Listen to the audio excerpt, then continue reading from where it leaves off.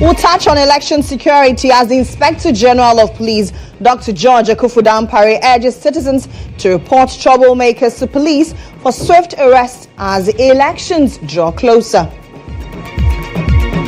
Meanwhile, police place 20,000 cedi bounty on persons believed to be from Obuasi, threatening election-related violence. We have details of these and many others all in the 60 Minutes belt. Stay tuned in.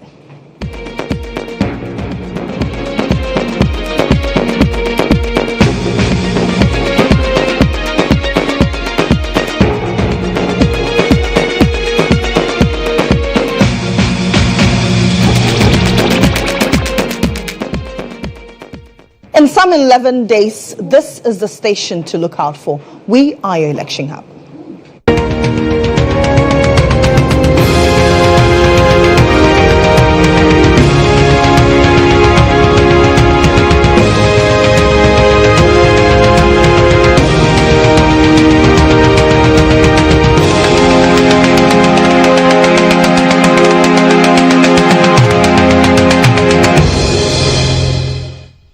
On Election Hub this morning, we take a look at the campaign trail, and Second Lady Samira Baumia has promised to be a lead advocate for the creative arts sector if her husband becomes president. According to her, she has spent the last 8 years engaging and advocating for members of the creative arts, and thus will continue if her husband becomes president. She was speaking at a meeting with industry members in Kumasi as part of her campaign tour of the Ashanti region.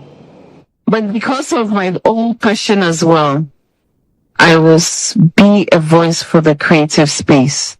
I will make sure, say, yes, mamo biya, yebeye edi mamo. And if you look at the past nearly 8 years, what should be creatives in Kitahua, you would know, say, enye nea, ebiamiku kwe peso di president in Tina. It is something that I've always been passionate about. So I'll be an advocate for the creatives. I will support you. I'll be your voice, and I'll make sure that your concerns are factored into nation development and these commitments are seen through. Intino, hold me accountable. And I want you to walk this journey with me, but you need to support us so that we can deliver on all of these commitments that we are making. Let me wrap up by saying that Dr. Baumia represents hope. He represents a new dawn, and he represents a brighter future for the creatives. So that's the Second Lady, Hajia Samira Baumia, in an interaction with some members of the creative arts sector in Kumasi. Let's now touch on election security. Now, the Ghana Police Service says they're still on a manhunt for some individuals believed to be from Obuasi. The individuals were declared wanted on November 15, 2024 for threatening violence during the upcoming general elections. The suspects, including Fushaini Yahuza, Bernard Ahedo, Simon Bassett, Musa Yakubu alias Ija Musa, and the accomplices have been on the run since the incident, and the police have been pursuing them. The police are therefore appealing to the public to support the ongoing operation in search of the suspects by providing information that could lead to the arrest. A reward of 20,000 cedis is being offered for any person who provides credible information leading to the arrest of these suspects.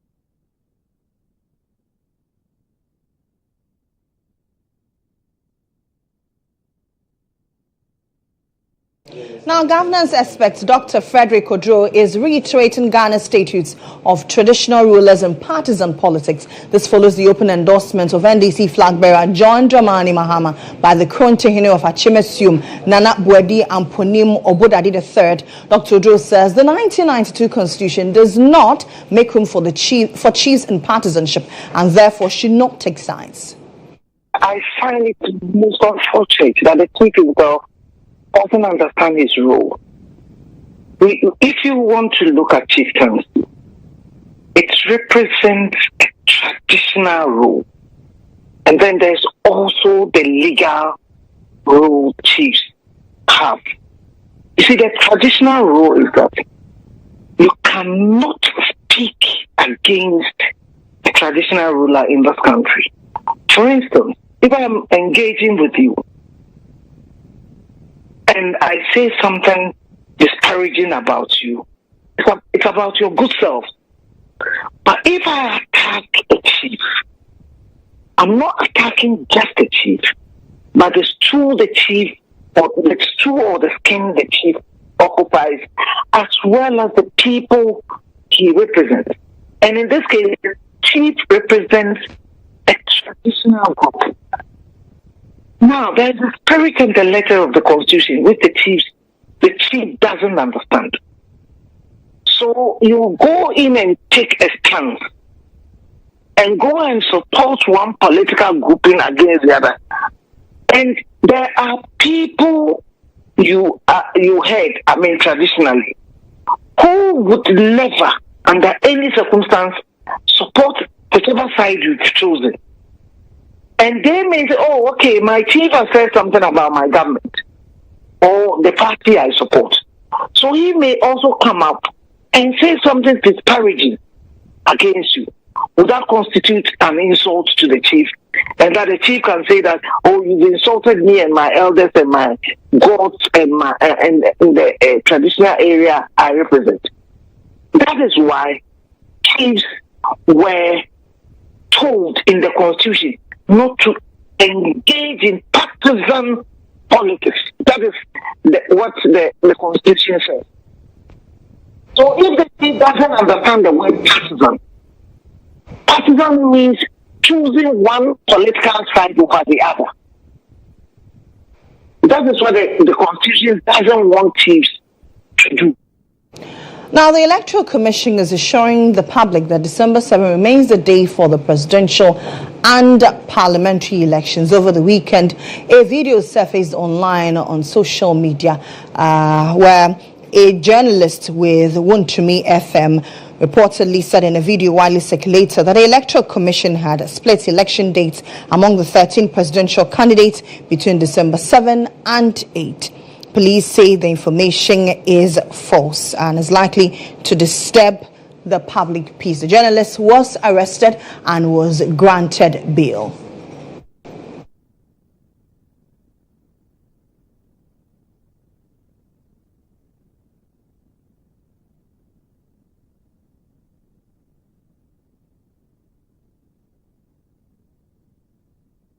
Meanwhile, the National Commission for Civic Education, the NCCE, has condemned the act of spreading fake news with barely 2 weeks to a crucial election on December 7 and called on Ghanaians to ignore the content of that said video involving GHOne presenter who is in Kumasi, who is heard misinforming the general public about election 2024. The Commission, in a statement, also condemned other deliberate and orchestrated actions by some individuals, media personalities, and political actors who spread fake news and mislead the general public.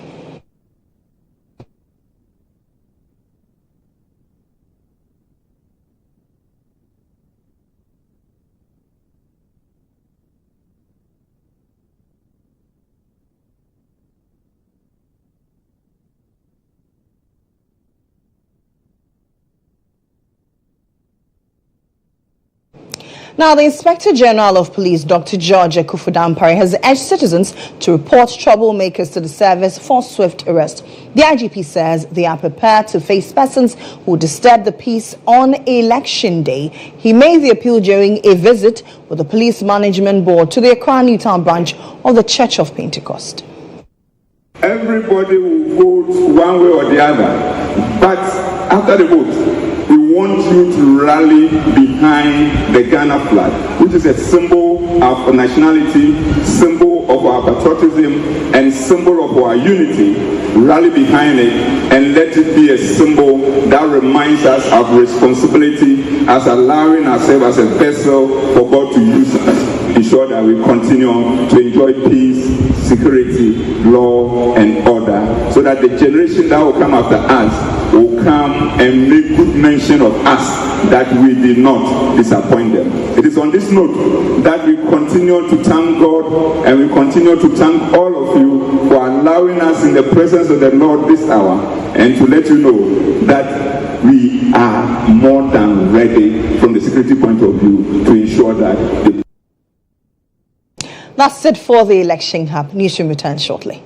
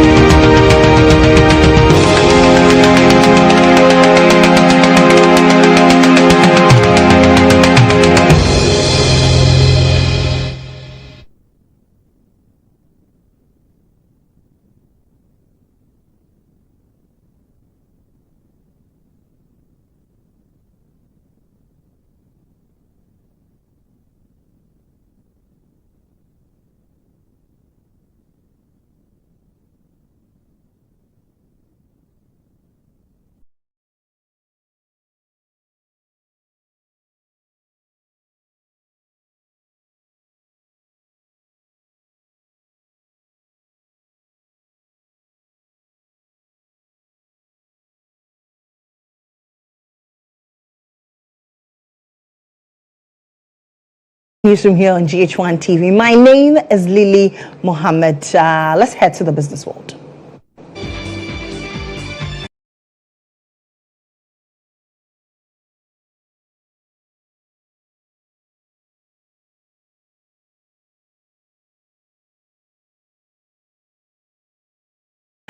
On business this afternoon, we touch on the looming power crisis, where former Power Minister Dr. Kwabena Donkor is warning the government that its decision to operate the Bui Dam around the clock could be catastrophic. For about a month, the government has been operating the dam 24 hours a day instead of the recommended 8 hours during peak periods. The move is in response to power generation challenges owing to inadequate fuel supply and debt to IPPs. Speaking on the Morning Star, the Pui East MP said the development is putting the sustainability of the dam at risk. The information we have is that for the past month or so, Bui Power with the Bui Dam, which is designed as a peaking plant to be operated only during peak demand hours from 6 p.m. to 11 p.m., is being run as base load 24 hours. And it's been going on for a month or so. The net effect is that the water level come next year can get extremely low. That Bui Power, the hydro side, will run dry, and so we'll have no power for the hydro side. That will compound the existing problem.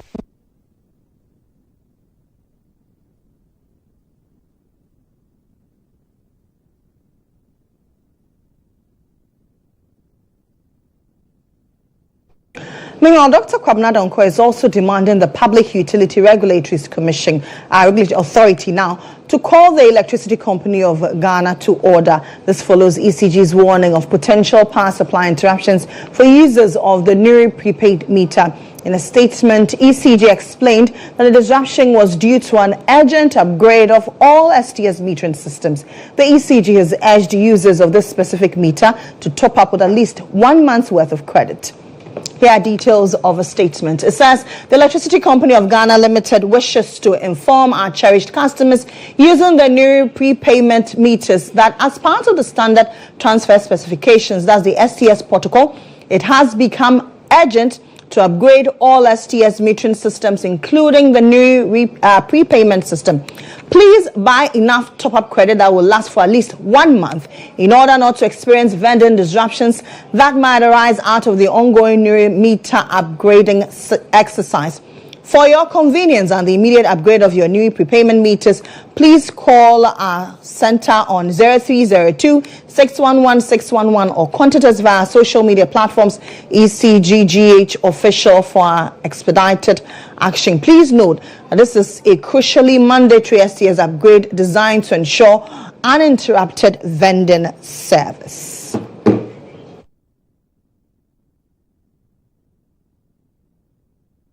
So if you're a Ghanaian out there who ordinarily you buy 50 cedis prepaid credit, 20 cedis, 100 cedis, what does this mean to you?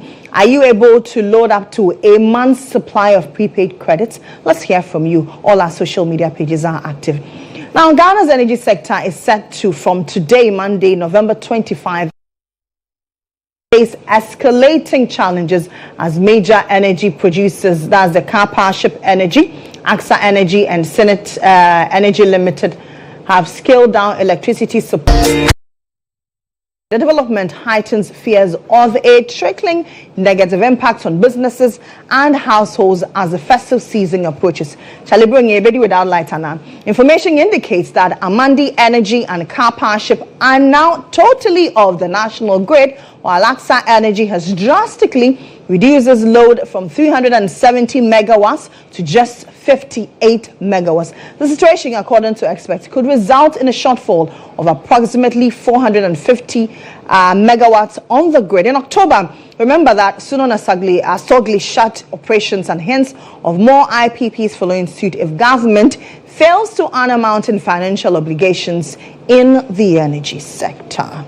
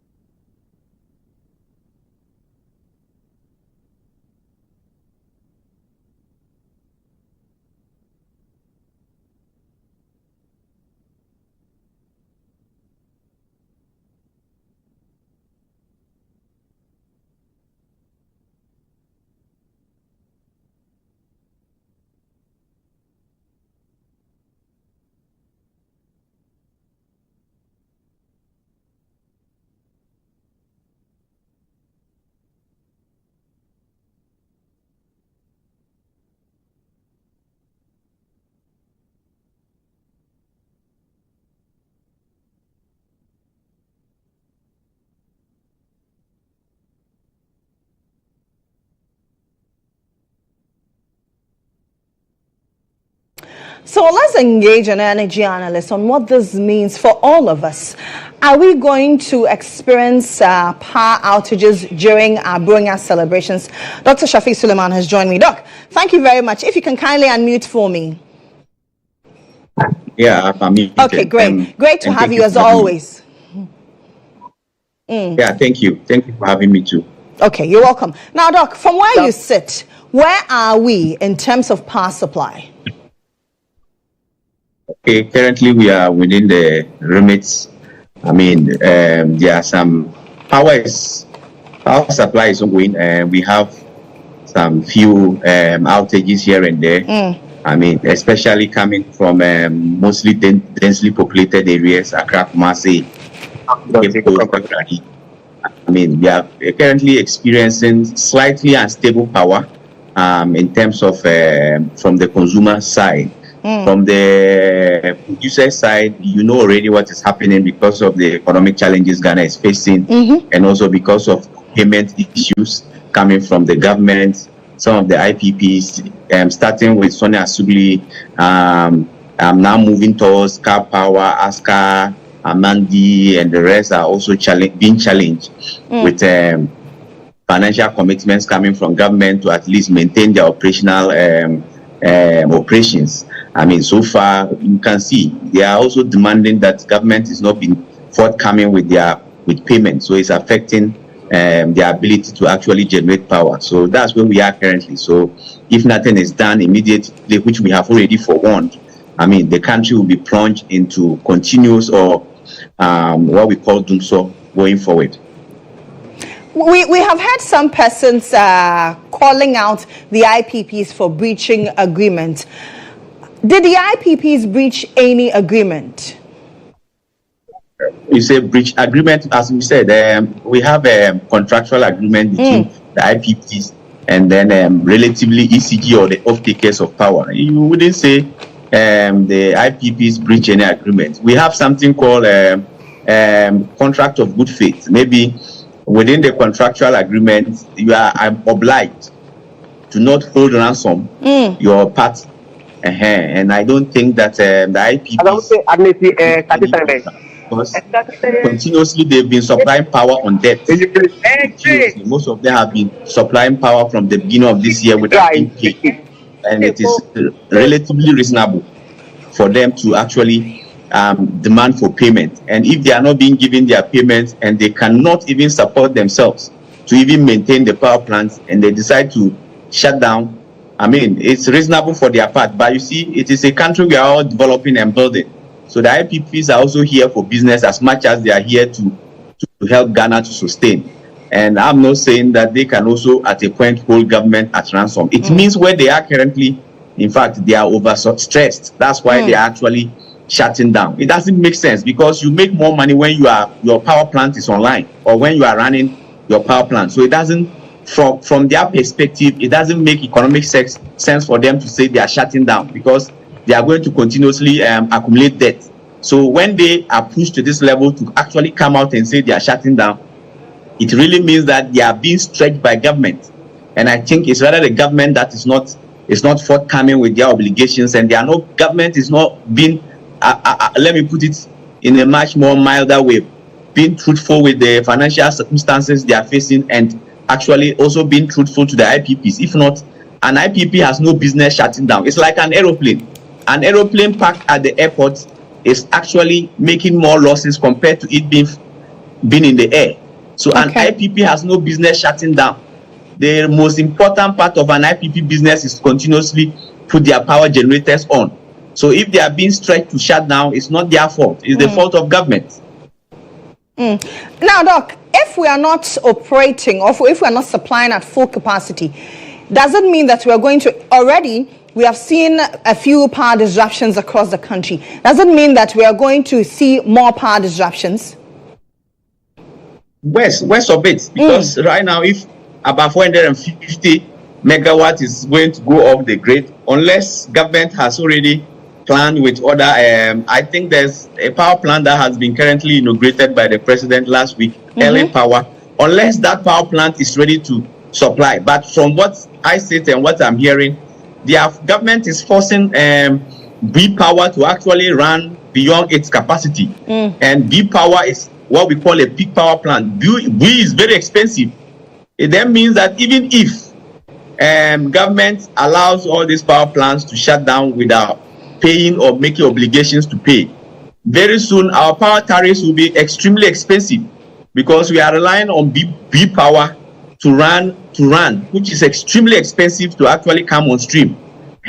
So whatever be the case, going forward or the next few weeks, the power supply situation is going to worsen, and it then means that demand will be higher than supply, and automatically we are moving to power outages and doomsday as we call it in Ghana. This morning we learned that some IPPs have equally shut down. I have heard the acting MD of the ECG saying some of them have shut down not because of debt but because of operational challenge. They need to go under maintenance. Is that what you're also picking up? Not at all, because as I said, it doesn't make any economic sense for any IPP to shut down. They have planned maintenance every year. So if an IPP is shutting down, it means that they are being paid. It takes a lot of energy to shut down as an IPP for even a day or two. It's only based on economic reasons for that an IPP would shut down. Maintenance is planned. Maintenance, scheduled maintenance are all planned. An IPP or a power plant cannot just, unless it's an unscheduled maintenance, which is something that happens all of a sudden, that they will tell you that they are shutting down. But aside that, if they have capacity to supply and they are available to supply, in fact, you don't have any business asking them not to, or they don't have any business saying that they will not supply, because their supply is their ability to supply power is when they make a lot of revenues. So no IPP will intentionally or would state that they are shutting down. Not at all. That's not the business of an IPP. They are supposed to continuously supply power. So if someone else is saying that IPPs are shutting down because of other reasons aside economic, then the person must come again, because we already know most of these IPPs are struggling to maintain their financial stability, to also pay their debts. In fact, most of them are struggling to maintain their operational financial capabilities, to even just pay workers, buy fuel and do routine activities around the IPPs. Most of them are struggling. And with this, if you can't even have little financial ability to maintain your day-to-day operations, you'll be forced to shut down. So it's not about maintenance. Maybe one or two of them may be in the position of maintaining or routine maintenance. But as it stands now, looking at what happened to Sona Asubili and the rest, is beyond just finance. It's beyond just maintenance. It's more to do with economics, finance, and financial stability. But do you know these IPPs that have shut down beyond Sona Asubili? Is it the number that we are all picking up? Is it 5? Is it 6? How many? So relatively, last week we had a conversation and we spoke with the president for the CEO of independent power producers, and it was very clear that this week 3 of them would be joining, and 3 of them we have Car Power, we have Aska, and then we have Amendi. They've also indicated, their intentions to shut down. In fact, one of them is only supplying far below its capacity. So as of now, the 3 that we knew from last week will be shutting down have joined Sona Asubili. As I said, it is not their intention to shut down. No power plant has the intention to shut down. They only shut down when it is beyond their control. And I think government is strongly to be blamed for not meeting their financial obligations. All right, Doc, we'll leave it here for now. Thank you very much, as always, for sharing insights with us. That's Dr. Shafiq Suleiman. He is an energy analyst. Now, for you as a consumer, what do you make of this? Let's hear what you had to say. Yeah, I think I use the smart one, the smart meter. Yeah, I think it's going to take a huge toll on customers or consumers, especially in these economic times where people are actually going through it, the economic hardship and all that. So sometimes buying for just a week or 2 is even a challenge for most people. So if suddenly you are going to endure this as to buy for a whole month, and Christmas time is coming, we have other expenses that you have to deal with, and so if this is an unplanned something that you suddenly have to dig out of your pocket in these times, it's going to be a huge challenge for most people. We're buying prepaid ahead of time. Most of the people who are into this kind of business can afford it. I don't see like a lot of people, maybe people who are running big businesses but the other, let's say local people like this, those who don't have, let's say, big business, like African delights, they're not big as compared to places like Alisa Hotel and other places. So I think it will affect us when it comes to, because the system is how will I say it, is Aishi. It's going to worry. Others will be worried. Others will not worry them in terms of financial status of this country and others. So maybe me, I can buy, but somebody cannot buy. Some people have been buying 100 cedis 3 days. So such person, imagine 1 month. You see, if you divide it to a year in normal terms now, it's what others. Let's hear more from you on social media. Wilson says, are they ready to be sued if a customer pays upfront and the power is interrupted for even 1 hour? That's quite an interesting one. Let's take more comments. Edward Gijo Ade says, top up that's supposed to last for a month finishes in 3 days nowadays. How can one top up now for a month course? Wicked people. Oh, Ghana for Munyabuche. Cool says, how much makes the 1 month? They don't even care how they're killing us with those new meters all over the place. Link D says they are just trying to raise money for the independent power producers in order to keep the lights on till December 7. Oh, but I mean, we're just 11 days to December 7. They say top up for a month. The rot at ECG is crazy. Doomsday in January 2025 looks unavailable. Enemies of the state Ghana says scam all those attempts to raise the needed capital to pay IPPs who have threatened to shut down soon. We engage an energy analyst who says that, well, some IPPs have already joined Sunonasically. So there you have it. What a country we are living in, damn. How can you tell your customers to top up for a full month just because you want to upgrade your system? Ghana is cursed. Hey, I think you want to say Ghana is cursed. The kind of leadership that we have is a big problem for us. That's according to Abdul Rafiq.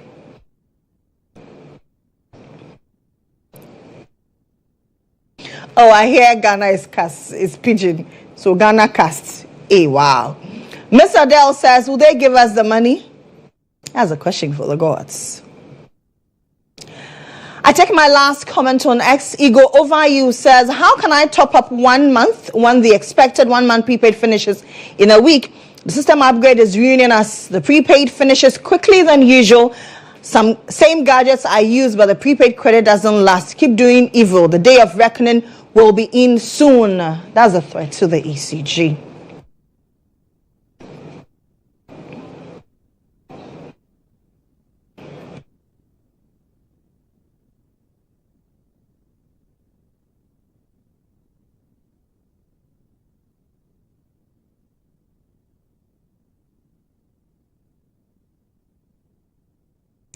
That's it for the business brief.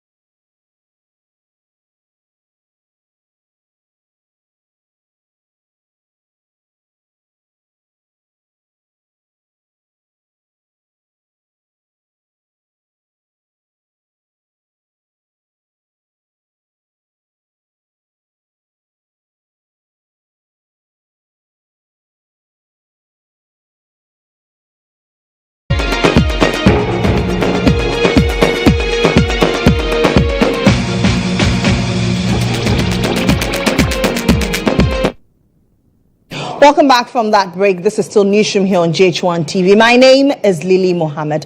Now, fire has destroyed several wooden structures at Agbogboloshi here in Accra. The cause of the fire is unknown and no known casualty has been recorded. The inferno started last night, prompting an immediate response from the fire service. 2 fire tenders were dispatched from the Accra city to the scene. My colleague Obed King Aglo has visited the Agbogboloshi market and joins us with an update. Obed, what more have you gathered and what can you share with us at this time?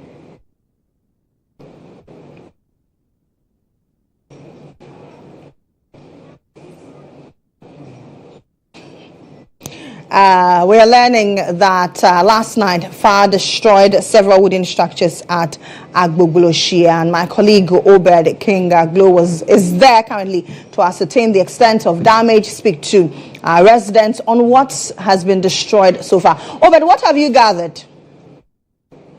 Right, so Lily, right here at Agbogboloshi, specifically an area called Bola Top, fire has destroyed several properties here, mainly wooden structures. Residents here tell me that the inferno started somewhere yesterday around 8 p.m.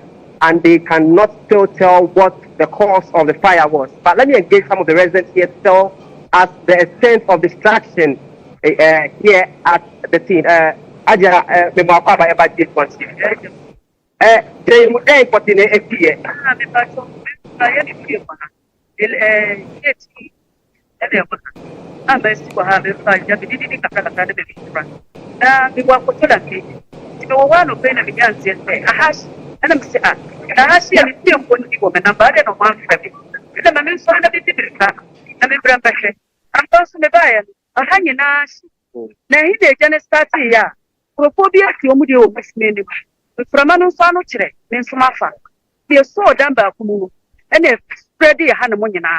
I'm a me 13 rooms for how many rooms? 13. But rooms now, if I see now, I say no, more year than you are. I know, as I no study, Obina, a toy, and a dipaniari.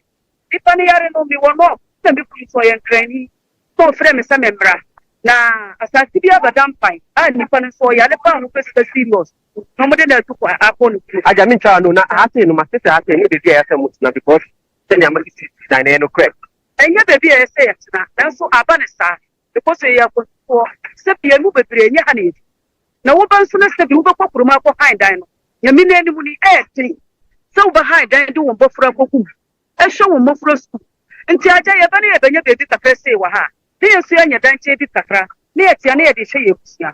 Here, my dear Batanahano. And yes, Sabia, ya said I say it now, I say and see it. So, Lily, if you can hear me, that was one of the residents here narrating how the fire started and how he's lost several properties. He tells me he's lost 13 rooms. Let me go on and engage this man here. In particular, saying the problem MTN succeed. You now MTN also who died you have. Me what me 13 rooms.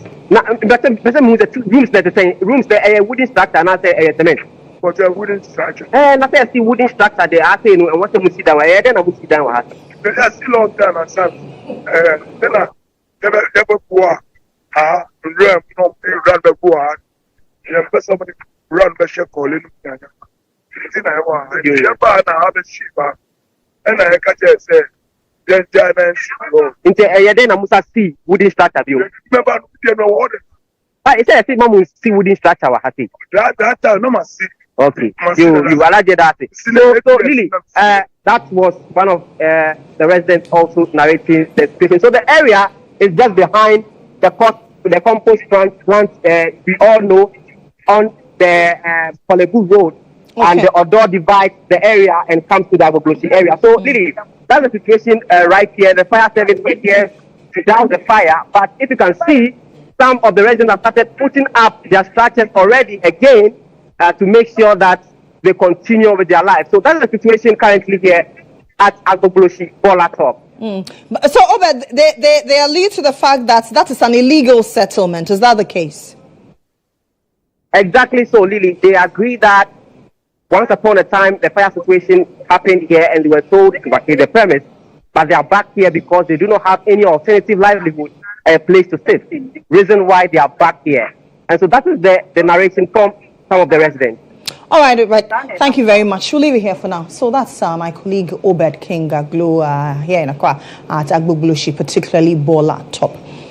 Let's move on and bring you more business stories. Over 30 Ghanaians have won various prizes in the ongoing Luckiest Giveaway promo. The ceremony, which took place on Friday, November 22 here in Accra, formed part of the daily giveaways from the Luckiest Ghana. The special promo aims at giving back to society while celebrating loyal customers. The brief and exciting ceremony, which took place on Friday, November 22 in Accra, formed part of the daily giveaways from the Luckiest Ghana. Several lucky winners received home appliances and electronic gadgets worth thousands of cedis. The special promo aimed at giving back to society while celebrating loyal customers. The brand ambassador of the Luckiest, Mr. Goodluck, explained the goal of the promo, urging Ghanaians to participate in the good cause. The ticket is valued at 5,000 cedis. A family can share and buy 500 of it, somebody will buy 200 of it.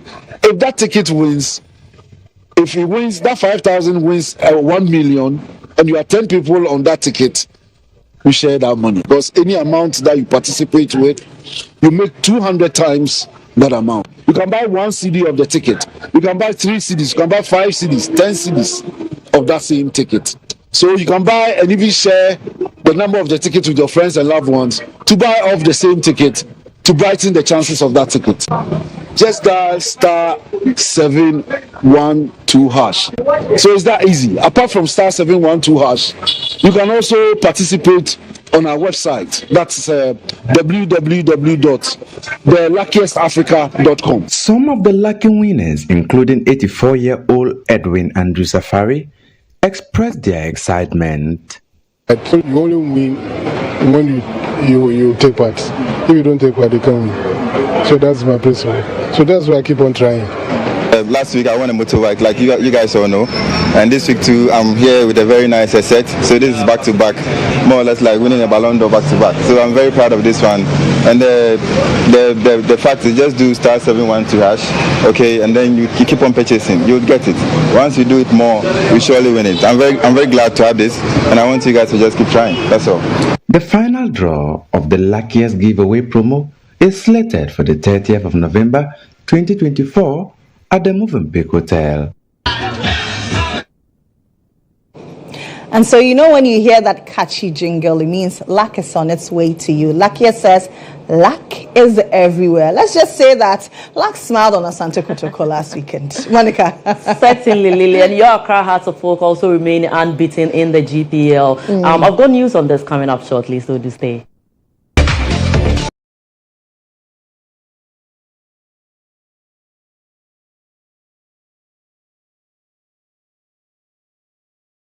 Now, Kumasi Asante Kotoko returned to winning ways in after a deserved 2-0 win at GHOne FC in what was an excellent team showing from the Ghanaian Giants on Sunday. Striker Albert Amoah returned from injury to seal victory in the 61st minute after defender Patrick Asiedu as early as the 10th minute. Now, the Porcupine Warriors have now jumped to 7th with 18 points, while the GHOne FC lie 13th in the Premier League table. Mediama SC also continued their descent away from form, beating Young Apostles 2-0 at the Wenchi Stadium on Sunday. Elsewhere, Basake Holy Stars recorded a narrow 1-0 win over defending champions FC Samatex 1996 at the Crosby Ewa Memorial Park on Sunday.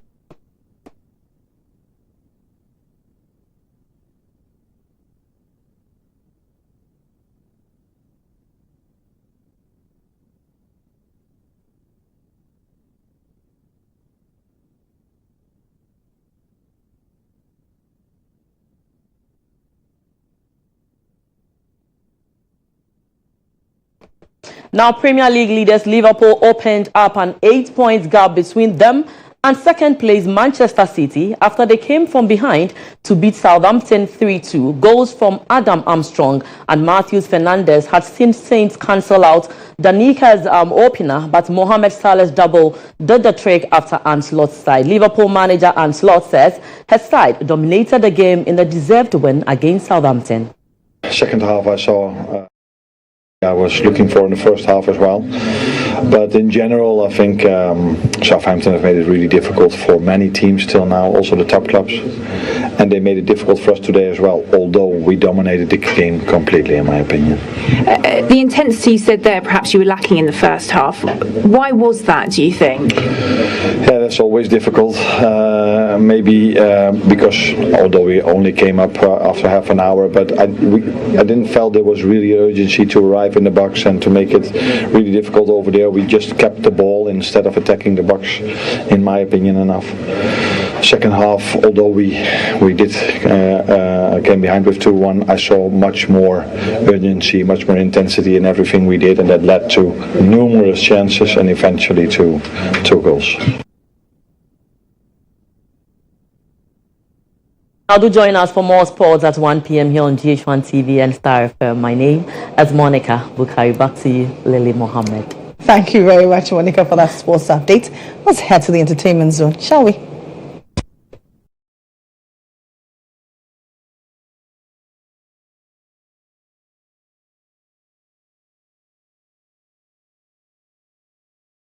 Now, President for the Africa West area of the Church of Jesus Christ of the Latter-day Saints, Elder Alfred Kiyungi, has urged believers to turn to Christ for comfort and direction in their lives during difficult times. Elder Kiyungi underscored the need for Christians to seek the direction of Christ during the church's annual Light Up the World 2024 event in commemoration of the birth of Jesus Christ.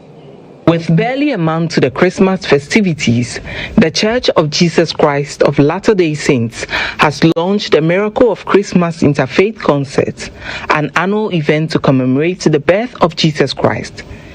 The colorful ceremony, which took place in Accra, also featured musical performances by Michelle Ajegwe, Japheth and Comfort, and the choir, among others.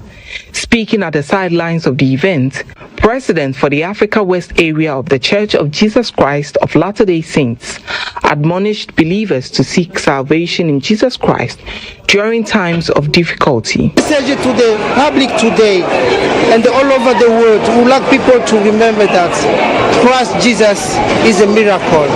If we approach Him, we believe in Him, and we trust in Him, even though we are going through hard time, challenges, problems, difficulties, and illnesses, but because of Him, we can continue to find peace.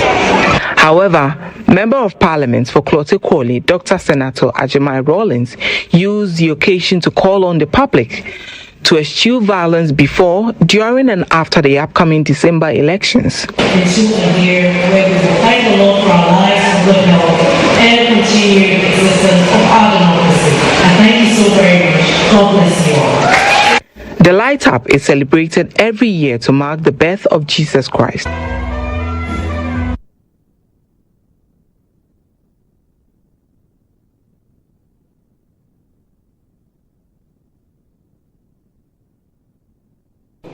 That's it for the entertainment zone. Let's head to the foreign front.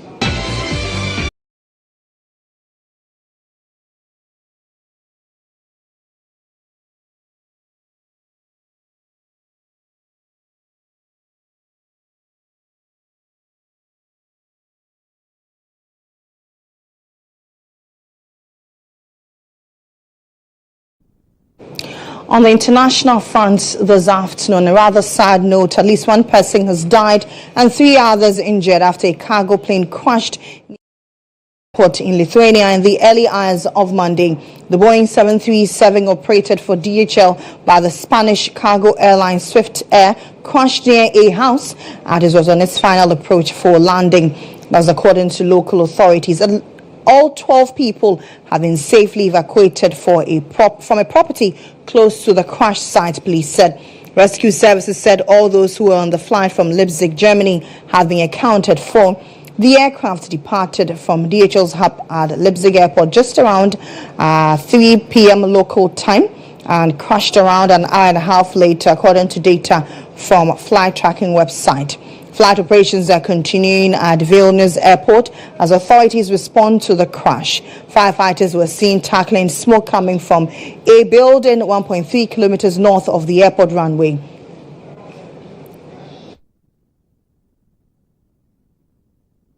That's it for the bulletin. For more news update, kindly log on to starfm.com.gh. My name is Lily Mohammed. On behalf of the entire team led by Eko Boachi and Ruben Edem Banini, thank you very much for watching. Have a great day.